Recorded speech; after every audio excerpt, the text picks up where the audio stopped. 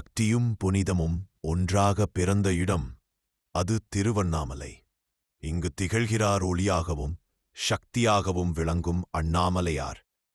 காலம் காலமாக சொல்லப்படும் கதை, தேவர்கள் கூட அறிய முடியாத அந்த பரம்பொருளின் வடிவத்தை அண்ணாமலையார் ஒரு முடிவில்லாத ஜோதி தூணாக வெளிப்படுத்தினார்.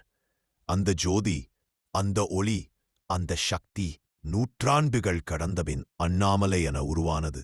மலையின் அடிவாரத்தில் எழுந்தது 1000 ஆண்டுகள் பழமையான அண்ணாமலையார் கோவில்.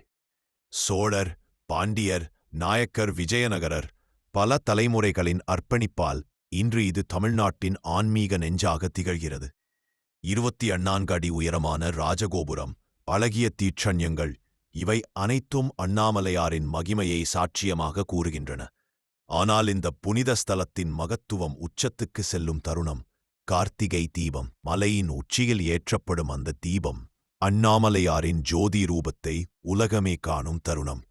பௌர்ணமி இரவில் நடைபெறும் கிரிவலம் ஒரு நடைபயணம் மட்டுமில்லை. ஒவ்வொரு அடியும் உள்ளத்தின் இருளை அகத்துறும் ஆன்மீக ஒளி. கார்த்திகை தீபத் திருநாளழகே அண்ணாமலையானே, திரு அண்ணாமலையானே, கருணை பொழியும் செம்மாமலையே அண்ணாமலையானே, திரு அண்ணாமலையானே.